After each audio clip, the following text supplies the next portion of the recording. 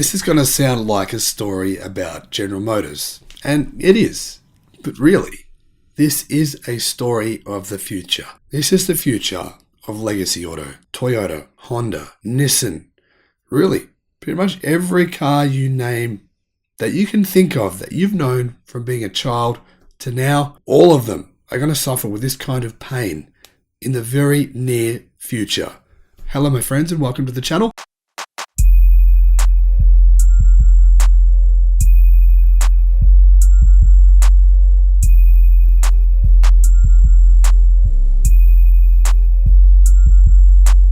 I'm the Electric Viking. It's great to see you. I'm trying to talk at a bit of a high pitch here so that my voice doesn't crack and sound terrible. Yeah, there you go. See where I'm coming from. Sorry for the voice. Anyway, it's an amazing day on planet Earth. More electric cars were built today than what were yesterday and the day before. Seriously, true story. EVs are ramping up constantly. Production is ramping up. Exciting stuff's happening.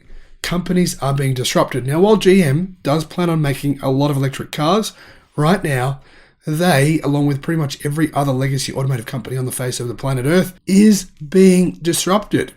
By who? By Chinese car companies in China, where they're losing market share, which, yes, China takes up more than 30% of the global car market is in China. So it does matter. Tesla are disrupting car companies as well. And GM's figures here, they are simply a forewarning, a precursor to much more pain that is to come. General Motors reported its earnings for the second quarter of 2022. They stated net income sank 40% during the second quarter compared to the same quarter in 2021 due to major part shortages and production bottlenecks.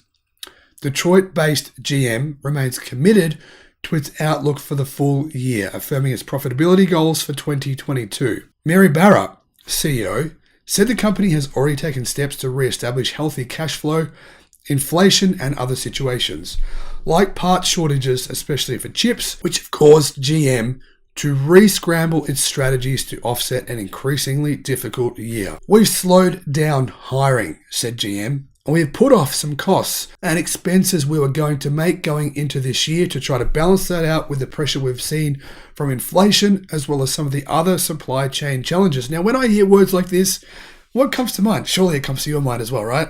You think, we've slowed down hiring, put off some costs and expenses we're going to make this year to try to balance things out.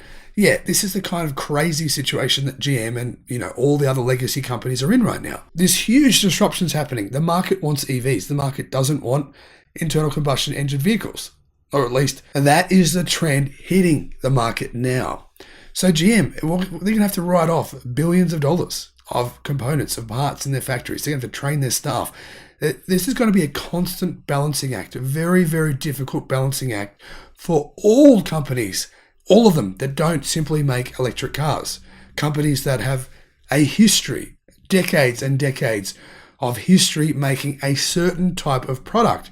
And yes, an electric car is very different to that product that they've been making for the last 50 or 100 years. Barra said GM was expecting a tough quarter, but not something as severe as what happened. I think she hasn't got her head screwed on right. That's my opinion. Anyway, GM remains prepared for every scenario, she said. That said, yeah, that's true. They kind of do. They did just get a $2.5 billion loan from the US government to help them make more battery cells. We have modeled several downturn scenarios and we are prepared to take more deliberate action when and if necessary, Barra said. Now, I'm not sure what that means. She didn't elaborate on what that deliberate action is. General Motors saw major bottlenecks with chips, an issue that reached its peak in June. And Barra expects the chip shortage to last into 2023. Now, there's one big problem I have with this earnings call. One very glaring problem, and I'll tell you what that is at the end of the video. I want to know if you agree with me. GM reported a net income of $1.7 billion or $1.14 per share, which missed analyst expectations of $1.20 per share. GM did beat revenue expectations as it reported $35.76 billion in revenue.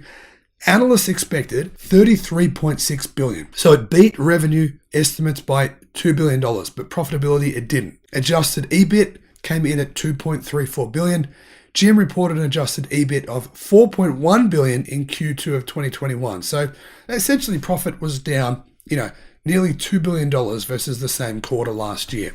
These financials are not an indication that GM will be struggling for very long, claimed General Motors. Jacobson said GM has a lot of demand for its cars. The automaker stated it had 90,000 vehicles in inventory that were simply incomplete due to missing parts. Wow. However, Jacobson maintained that the vehicles will be delivered by the end of this year. The company has agreements with several suppliers, and a report from Reuters yesterday stated GM would receive $3.5 billion in government loans for battery production.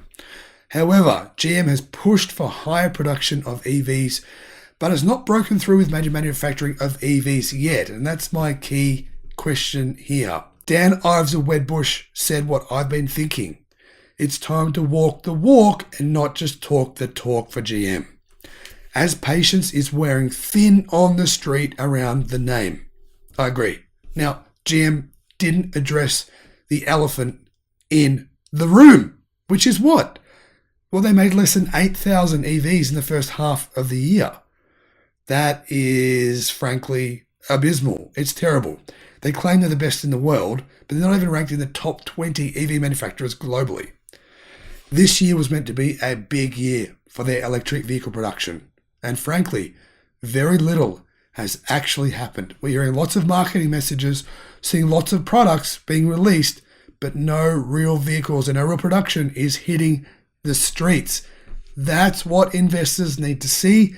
Those are the kinds of questions and issues that GM should have addressed during their earnings call, but they did not. Now, do you agree with me? Am I wrong? Am I being too negative? Am I being too tough on GM? I don't think I am. That said, I do think GM has its heart in the right place. I do. I think they intend to make many millions of EVs based on the supply agreements they've signed over the past few weeks. They definitely have the right intentions. Whether or not they can actually deliver on those intentions is an entire different animal. Thank you for watching, and let me know if you agree or you disagree. Bye-bye.